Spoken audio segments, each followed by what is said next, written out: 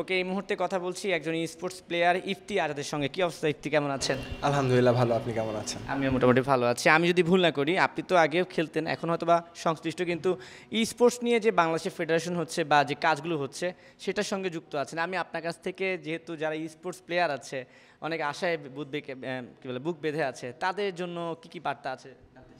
আচ্ছা, আপনি জানেন যে গত মাসে আমাদেরকে জাতীয় ক্রীড়া পরিষদ এবং যুব ক্রীড়া মন্ত্রণালয় থেকে ই স্পোর্টসকে জাতীয়ভাবে ক্রীড়া হিসেবে স্বীকৃতি দেওয়া হয়েছে। তারপরে একটি 4 সদস্যের কমিটি গঠন করা হয়েছে। ই স্পোর্টস অ্যাসোসিয়েশনের গঠন থেকে শুরু করে বাংলাদেশে ই স্পোর্টস কীভাবে চলবে বা এটার গঠনমূলক সকল নীতি নির্ধারণ করার জন্য যুব ক্রীড়া মন্ত্রণালয় কাজ করে যাচ্ছেন। তো আমার মতে অ্যাসোসিয়েশন হওয়ার পর আসলে ই স্পোর্টসে দেশের বাহিরে বা দেশের ভিতরে যে ইভেন্টগুলো হচ্ছে, টুর্নামেন্টগুলো হচ্ছে, ওয়ার্ল্ড কাপগুলো হচ্ছে বা সামনে এশিয়ান গেমস আসছে, সেগুলোতে বাংলাদেশ জাতীয়ভাবে বা আন্তর্জাতিকভাবে অংশগ্রহণ করতে পারবে বলে আমি মনে করি। আচ্ছা, সেক্ষেত্রে আসলে এই প্রসেসিংটা, যেহেতু আনব্যানের প্রসঙ্গটা তো আমরা শুনছি, যেহেতু স্বীকৃতি দিয়ে দিচ্ছে ব্যানের প্রসঙ্গটা আসে না, তবুও কিছু কিছু গেমস যেমন ফ্রি ফায়ার অনেকে এখনও বলে যে আমাদের গেমসটা এখনও আনব্যান করা হয়নি, যেখানে পাবজি আনব্যান করা হয়ে গেছে, বা এই ক্ষেত্রে কি আপনারা কিছু জানেন কিনা, বা আসলে কি ব্যান করা আছে কিনা এই মুহূর্তে, এই ব্যাপারটা কি ক্লিয়ার জানা আছে?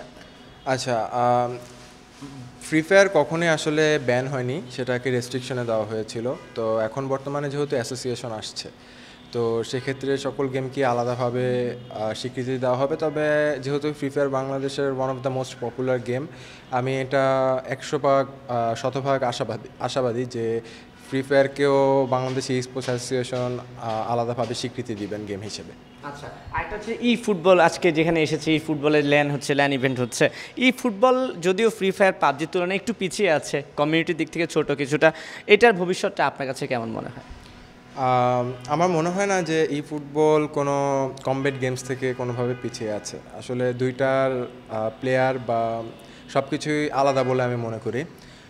ই ফুটবল যেরকম আগে যেমন আমাদের সময় ফিফা ছিল যখন আমরা ছোট ছিলাম, এখন ই ফুটবল যেহেতু মোবাইলে অ্যাক্সেসেবল, সো ই ফুটবলটা এখন আমি দেখছি যে প্রায় অনেকেই খেলছে।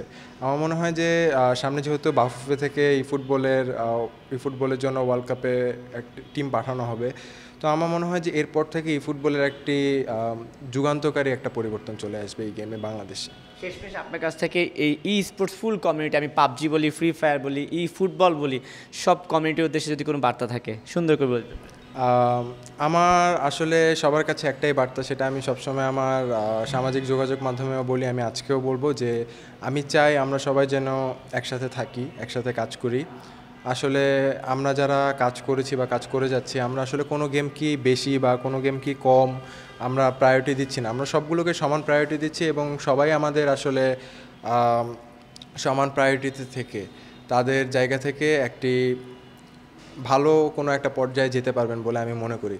সো আমি সকলকে বলবো আপনারা একতাবদ্ধ থাকবেন এবং আমরা যে কাজ করে যাচ্ছি আমাদেরকে সহায়তা করবেন, এবং আপনারা যদি আমাদের সাথে এরকম এই কাজে অংশগ্রহণ করতে চান তাহলে আমাদের দরজা সবসময় খোলা আছে আপনাদের জন্য। ঠিক আছে, আপনাকে অসংখ্য ধন্যবাদ। আপনাকেও ধন্যবাদ।